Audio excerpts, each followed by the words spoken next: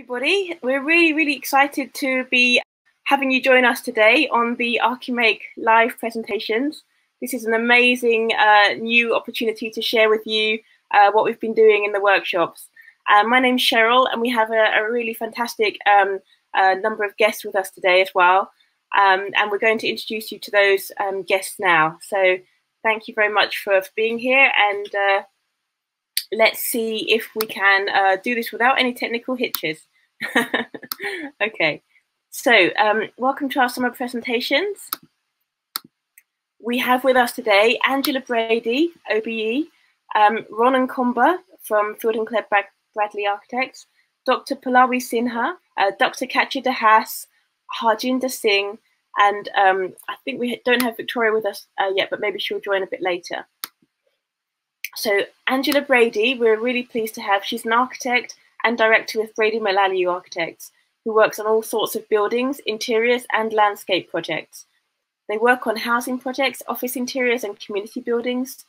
And it's important also to speak to the community with community consultation, where they listen to what people need and try to deliver it with good, sustainable, long-lasting design. Angela graduated in Technical University in Dublin and came to London to set up practice with her husband and partner, Robin Malalu, and they have a practice in North London. Angela was president of the RIBA, which is the Royal Institute of British Architects, and she promotes sustainable, environmentally friendly architecture and diversity of people in our profession. She has run many workshops in schools and has presented in 3 TV shows about architecture and design, and has given over 100 public talks around the world on sustainable city making. Angela also works as an artist and makes fused glass. Many of her artworks are in architectural projects. And Angela also believes that women and men together create the best work as a team. So thank you very much for joining us, Angela. It's really great to have you. Ronan Komba is an associate at award-winning Field and Clare Bradley Architects. He has spent many years specialising in design, outstanding secondary schools, and these include Mary Magdalene Academy in Islington, London. Ron believes in multidisciplinary approach to the arts and sciences. Architecture is his career focus, while music, diving, and painting inform and enrich this. Ron is passionate about reducing and improving our human impact on the planet, and use the instruments of architecture and construction, how we innovate, build, and live. Music, how we express and educate, and diving, our connection to our first home, the sea, to form a historic, balanced approach to working, living, and playing. Dr. Pallavi Sinha is an educationist and social scientist. She is a postdoctoral research associate at PEDAL, which is Play in Education, Learning and Development at Cambridge University. This faculty was in the news a while ago for having the first ever professorship of Lego position. Pallavi's master's research was with street children in India, and it examined the city as a site for learning, where children reimagined and created their own cities. Pallavi has taught Access Foundation and BA first and second year courses in the Media and Creative Arts department, also volunteered in the Adult Community College, and before this she was an artist and designer for 12 years. And Katya Dahas is a director of Katya Dahas Architects, which looks at architecture on all scales, from buildings to pieces of furniture, art installations, urban plans, ideas and concepts. Katya feels that good architecture is made when the project is considered in its context and the right questions are asked in order to become a balanced, original proposal. This informs the wishes of the client while considering the site. Profits from her practice are invested into the Giant Dolls House project, which is a community arts project that raises awareness and funds for the importance of a home and community for all. And Harjinder Singh is an associate at Roger Stirk Harbour and Partners, a leading award-winning architecture practice in London. Harjinder is also a guest critic and tutor at University of Nottingham, and in 2004 he was nominated for an RIBA Student Medal Award for his Part 1 project, building tool The Minerva Tower. Okay, so thank you very much, everybody. And I would just like to say I'm really looking forward to your introduction to Archimake. Thank you so much for being with us today. We focused on the ability to draw and plan in order to give children the ability to communicate their ideas with ease using the visual language most common to designers. So we then went to making a model of this wellbeing room, which was submitted to the Giant Dolls House project, the Katja de Hasses project. And we also looked at then kind of going on to designing a small house. So now we're going to look at the presentations. We have Anton and Connor now, and hopefully Connor's going to be able to join us. Here's Anton. Hi, Anton. Thanks for being there on time. And Connor, if you are able to join, if you're watching and able to join, that'd be great. If you're in the car, let us know. Both of these have been with us for, similar to Lucas, just over 3 years now. And we have, and they're both in year 7. So this is our sort of longest cohort. Oh, there's Connor, excellent. And we have a different presentation from Connor. It's we tested Prezi last term, and he's opted for that today. So that would be great. Hi, my name is Connor, and on week 1 I wasn't here, so I have a paragraph to say. Archimake this time has been all about houses and how architects design homes since the early modernism movement in the 1920s. The first building we looked at is the Villa Savoie by Le Corbusier. It is an interesting building because its design means the spacious areas are at the top of the house rather than at the bottom, which means the views are better because they are elevated. The structure is unusual as the support is provided by pillars or pilotti, rather than the external walls, which means fewer internal walls and continuous windows, which makes everything inside feel lighter and more spacious. This building looks really modern, even though it is 100 years old.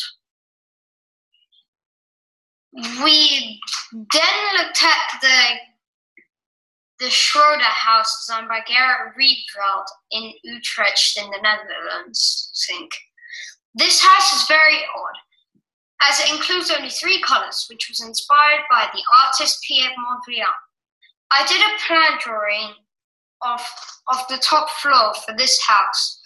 Its way of both taking away space and making space and letting sunlight in or out during the day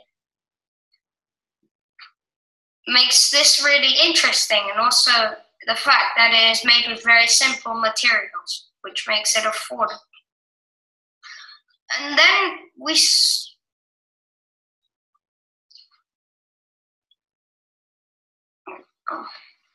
saw a film about the Cargo Fleet House, which was designed by Wendy De Silva and her partner about 15 years ago. This building is made of materials like steel to create a feeling of reusing some of the discarded materials from old railways. The house encourages well-being in a number of ways. Here is my shoebox doll's house. I created the Giant Dolls House as my own space, my comfort zone, in my house during these uncertain times we have been going through, where we can create a place where we feel safe. And I believe that this project meant we could be creative and do whatever we want in our space. This is my elevation drawing of my tiny house. A small house project was for us to try and make a solution to the problems in our country and try to create a home that people could live in and people could afford. I did a small 3D perspective drawing and a plan and an elevation. My home is an example of the tiny house, small but convenient. We also did some drawings measuring. We did some drawings of our house measuring with our feet.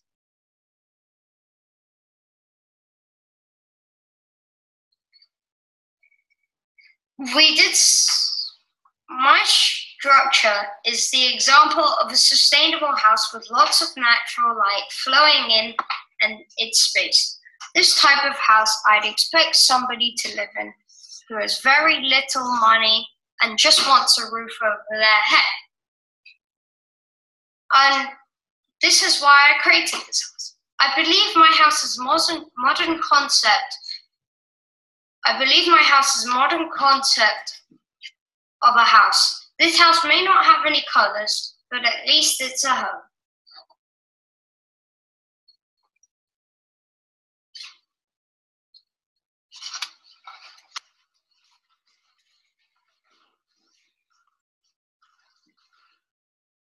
This is my Terraria marble house with Pilotti.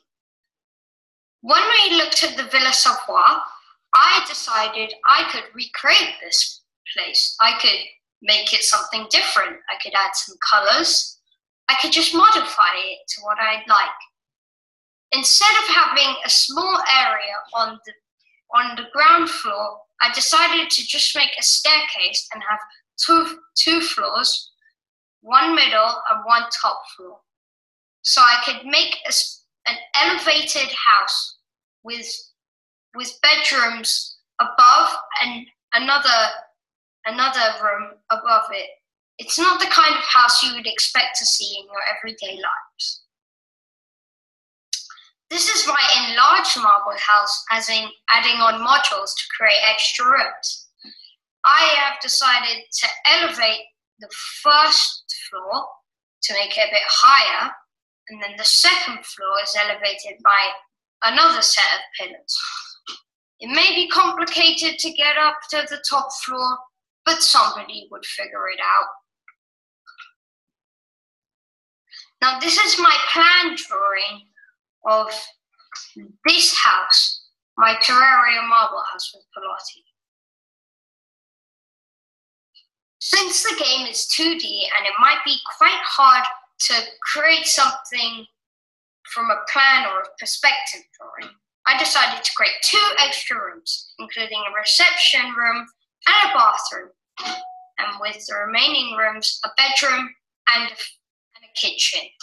And of course, in a room with a fountain, with plants surrounding you and natural light flowing in from all angles.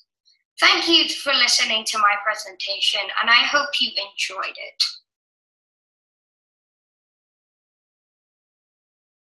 Thank you very much, Connor. That was great. A really good presentation after being with us for so long. So thank you. And we're now going to look at Anton. Anton has a couple of bits. One is a look at a 3D design, and then his drawings presenting. This is the front of my house that I drew. This is the garage, and there's a glass roof. That's the door, and it has glass in it. And yeah, so everything on the front is made out of glass, which is good for sunlight. And it was inspired by the sliding house, just because it has lots of glass on it. This is my plan drawing of my house. So here's the door, there's the garage, this is the glass roof. Here's the living room, where there's a sofa, carpet, TV and piano. Here's the dining room. Connected to the dining room is a kitchen. And then here, through this corridor, is a bathroom and 2 bedrooms. Now I'm going to show you it in how I made it. So this is the garage, this is the pathway at the front, and these are all the windows.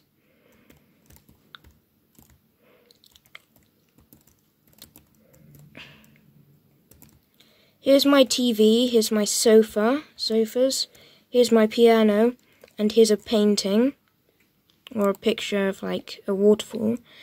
Here's some bookshelves, and here's my chair for reading the books. There's a painting that I'm doing.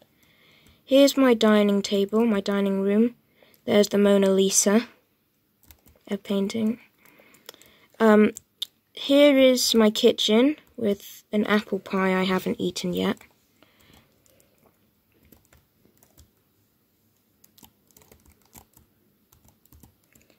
This is the corridor to the bathroom. So here's my bath. Here's my toilet, there's my bath and shower, here's my towels, and there is my sinks. Here is my bedroom. So it has wardrobes and a clothing place. It has lights, a window at the back to look at, and it has Starry Night, and it has a cool tiger painting. There's my desk over there. And here is another, like, guest bedroom, I guess I could call it. It's not completely done. And at the back, and at the back there's another bedroom here with windows, and it has blinds. And yeah, so that's my house. This is my house from above, just like in this drawing.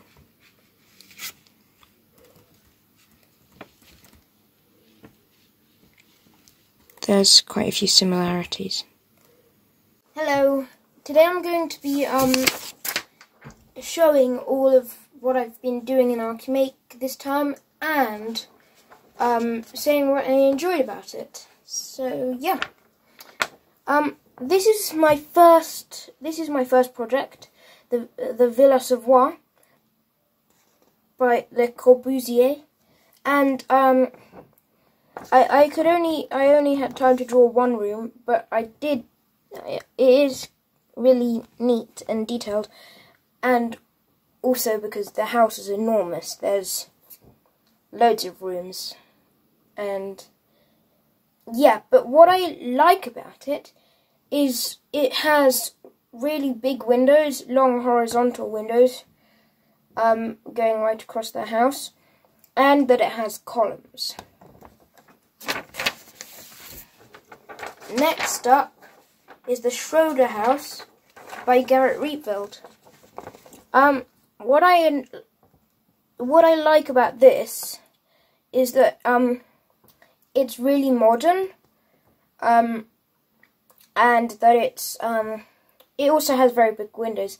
But I also like the way it's shaped, because as you can see, it has loads of really straight, like, it's literally just made of rectangles and squares. Actually, I can't see any squares. So it's basically only made out of rectangles. So I like the way that it's shaped with, yeah, it's very angular, I think. So next up is the sliding house. What I enjoy about the sliding house is that it's all made out of glass, and that even though it is all made out of glass, it still gives you privacy. So it can be really modern and all made out of glass, but then a sliding wall covers the windows, and the sliding wall is what gives it the name, the sliding house. So what I like is that it's all made out of windows, but it's still modern and still gives you nice privacy, so you don't feel uncomfortable. This is my room plan this is my living room, and all those lines and numbers are the measurements. So what I like about this is that you can see all the tiniest details. Like, it's just so detailed, you can see all the measurements of everything, and it just has so many answers in it. It just explains loads. It describes, yeah, a lot in the living room. And this is another one of my room plans, but instead of being in my living room, it's the bedroom. My bedroom's not as empty as that. It's just, yeah, I spent a lot of time measuring the walls and the windows and everything. So this is to scale. So this is, it's different to the previous one, which wasn't drawn to scale, it just had the measurements. This one is actually drawn to scale. Like, my bed is, the radiator, actually, yeah, I think the radiator is. and so is the door, and so is the window over there. So this, as well as this one, also describes a lot about the room.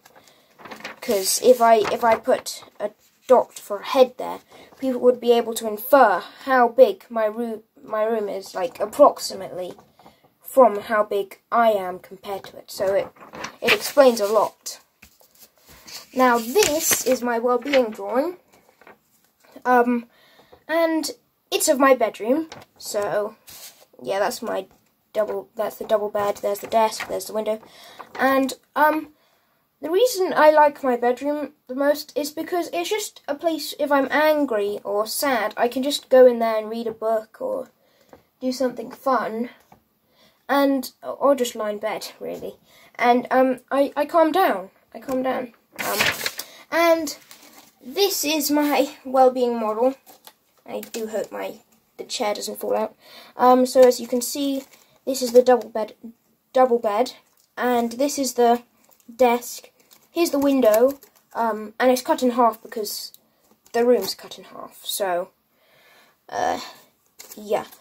This is the clothes hanger. There's the shelves next to the desk, but I couldn't really put in all the shelves there. Oh, and here's the door. And now I'm going on to the small houses. The small house. Oh wait, I'll do the inside, the plan view first.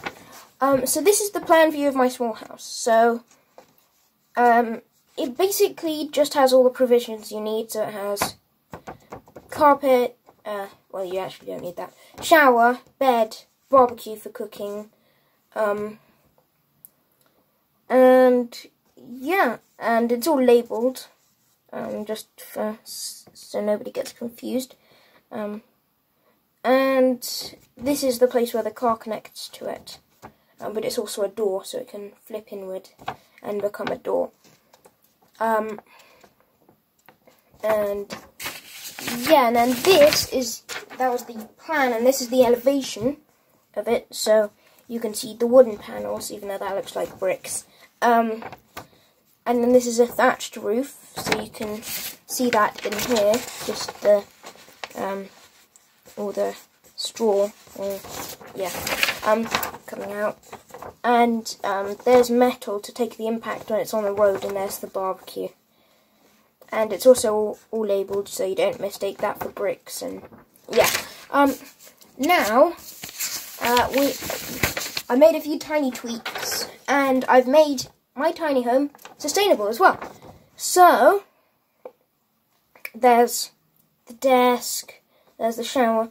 There are trenches around the shower, so the water can go onto the grass below the portable shed. I don't know what to call it. This is where all the rainwater goes that you can collect, and it filters it, and you can drink it. It filters it through that tube over there. Here's the bed. Here's the carpet, the same as there's the bathroom carpet, and there's the door, and there's the vegetable garden. Because so you can put that on the car roof, or you can put that in the house like there or whatever, whilst you're travelling. So you can bring this whole thing with you. There are the wheels. And here, that was the plan. Here's the elevation. Now you can see clearly that this is wood, not bricks. And there's a window there, so natural light. Also, I put, you might not have noticed, actually, you probably didn't, but there are tiny, these circles there. Those are for wind-up lights that you can hang up on the walls. So it doesn't use electricity, you just wind it up. There's the barbecue, there's the wood, so not using coal, and so yeah, it's not, so that's all sustainable. Here is the structure model of my tiny home, my structure drawing of my small home, and It is it has the poles, the vertical structure, and then it has cross bracing to hold them together.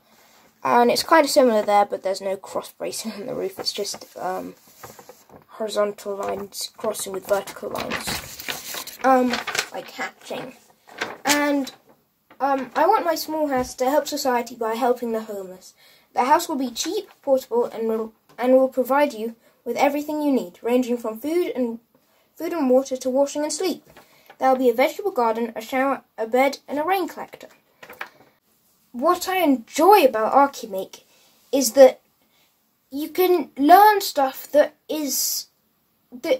some people might have to learn, who knows when they're in university, and I'm only 12. So it's quite amazing that you get to learn stuff in advance, and then you get to go on to create things that nobody could have ever imagined because you've had so much experience. So that's what I like about Archimake. Thank you for listening. Okay. So, well done, Anton and Connor. That was wonderful. Nice end to the presentation series today and this term. So if we could have some comments from Katja, Ron and Palawi, please, that'd be lovely. Thank you both. They were wonderful presentations. I'll start. Connor, I think your presentation worked really well because the drawings are you kept them quite still, so we could have a good look at them. I really liked your elevation and axle of the tiny house. They were beautifully detailed, and they had a lot of detail. And there's one thing, I mean, I'm picking up on Angela's point about scale. I saw 1.5 meters in your tiny house. You know that the bed is almost 2 meters. So I was just wondering a little bit about the scale, but it looks beautiful. And it's probably easy to transport a 1.5 meter house, but it may have to be a little bit bigger if you want to sleep in it. I'll just say one thing about the sizes of their tiny houses. They were introduced to the idea by an architect in Germany who designed a small house which was 1 meter by 2 meters. Ah, okay. So just the short side, the 1.5 meters. So it was wider in the other way around. Okay, so then I'm stand corrected. But I like the simplicity. I also liked the way you modified the Villa Savoie. You said you built on it and you built more rooms on it and you expanded the rooms. I think it's reusing what's there and looking at expanding on existing buildings and concept is a really good idea, because I think renovation will be a lot of new buildings for architects. So it's really good to see how you could improve on something that exists. I loved all the plants and the natural light everywhere, and you thought of that really well. Anton, I thought your drawings were beautiful, and I think the way you used the lines in the Rietveld house, like the way the walls moved, I think that was very well done. I think your analysis of privacy and glass and closed areas and open areas was very good, and I think you then used it in your own drawings. I also very much liked the way you juxtaposed your drawings. You analyzed your own drawings so that you saw that what information what drawing gave you, and that the sort of loose drawing of the living room, which wasn't to scale, gave you a lot of detail because you drew so many things in it, and then the other drawings gave you the size, and by putting something in it, you'd know how big it is. So I think that looking back, reflecting on your own drawings was a really, really good thing.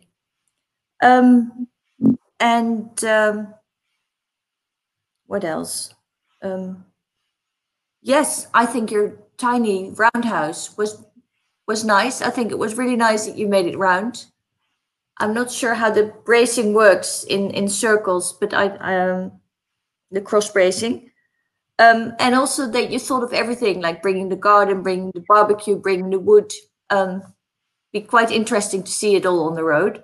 But yeah, I really liked it, and I really liked the idea how you kept on thinking things through and then reflect on your own drawings, because I think that's your drawings you make for yourself as much as for an audience. So I think that was I really like that. So thank you both. I think I'll mute myself. I think the next one. Okay, Ron, would you like to add some comments? Yeah, thank you. Thanks to both of you, Anton and Connor. Good presentations to end on.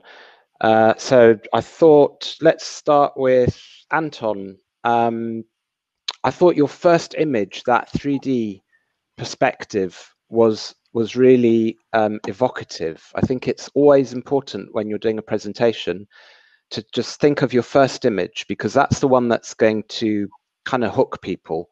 And I thought you used that really well, that first perspective. I was drawn into your house. I thought that house that you showed that you had designed had a really good layout. It just looked, sometimes you look at a plan and you know that it works, that it's well laid out. And I looked at yours and I thought this is a well laid out plan.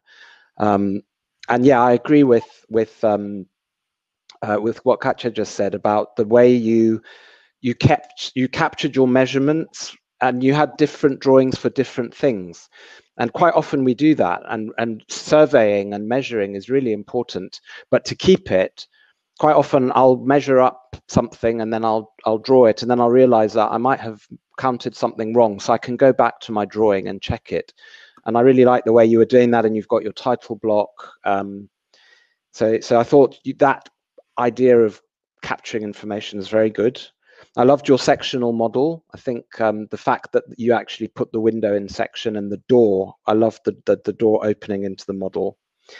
And then your small house, I thought I was surprised, because I think you mentioned that you really liked the Schroeder house and the rectangular bits, and everything you showed was rectangular. And then you went and you actually developed a circular design, and I think that's very brave. I'm scared of circles because they're very tricky. So well done for taking on a circular house.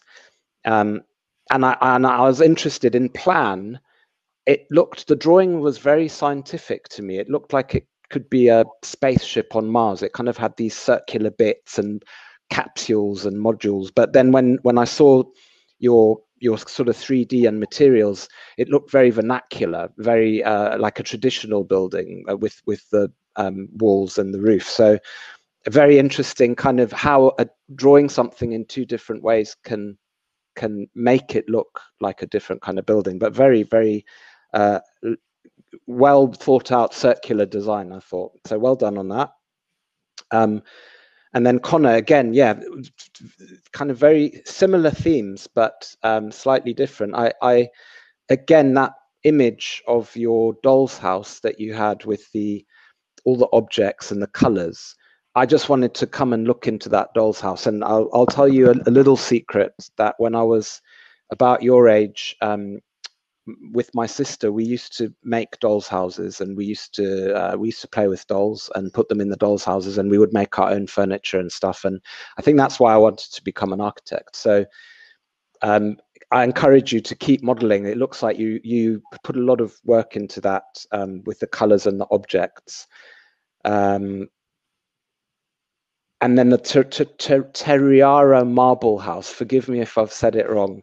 Again, very intriguing. I was trying to work out how you had done the section and the plan. And again, two different bits of information, but it made me understand your building. And I loved the cross plan, that it seemed to be modular and repetitive, but each bit was giving you a different kind of living space. And then the section was very intriguing, the sort of almost ziggurat triangle. So yeah, well done on all of that. I think both of them very different presentations and different designs, but both really, really good. So well done to both of you. Keep designing.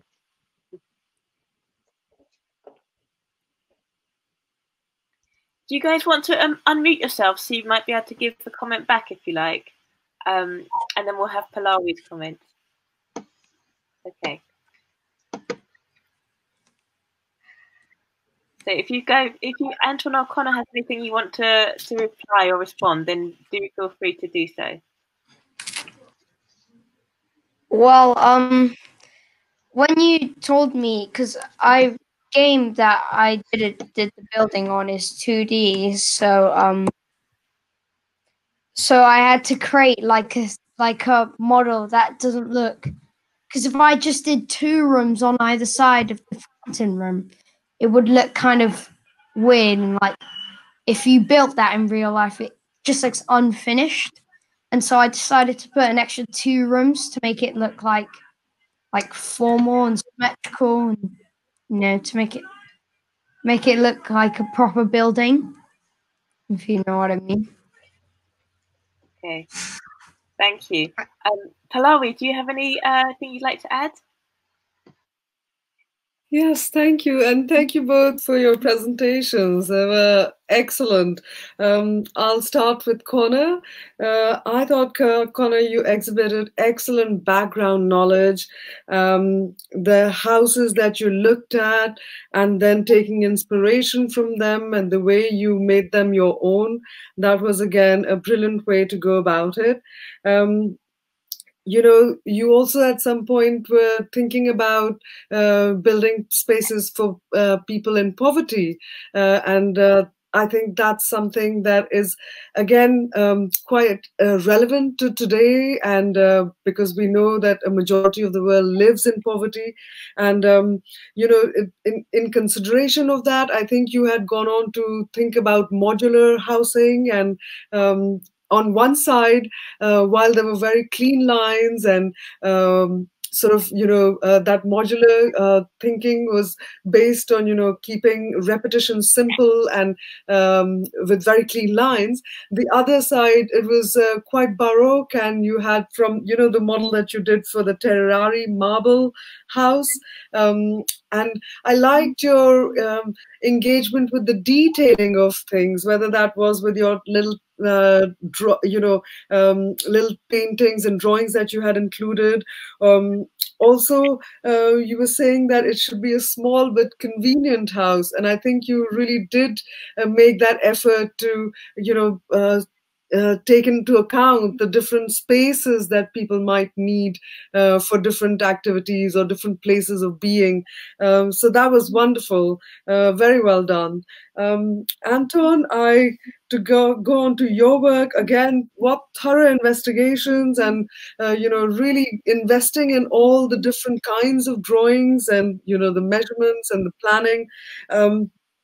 You were obviously inspired by the clean spaces and the big windows, and that came through in your own work.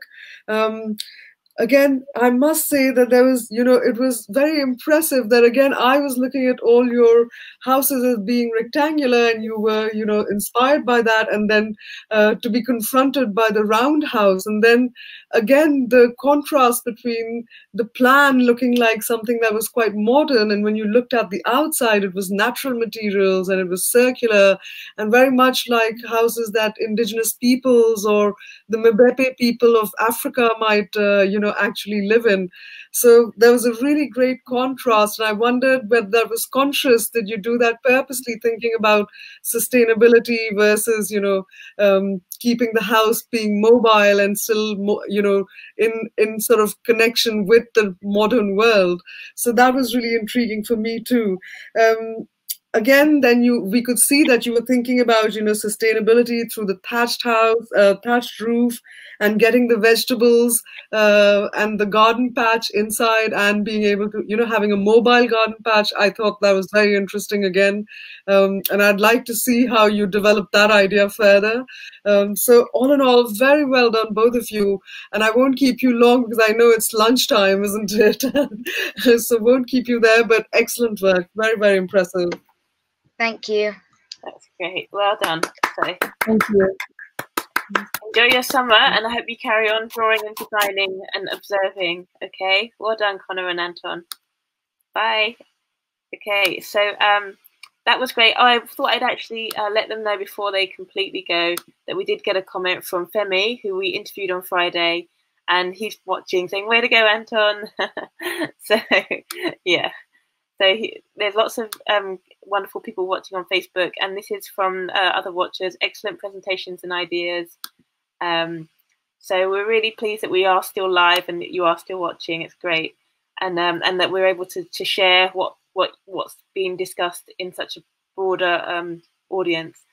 Okay, so Femi's also said good scheme colour. Excellent. I'd just like to say that we've come to the end now. I don't know if we've got Paris here, who's led a lot of the tutors. So maybe just a brief word from the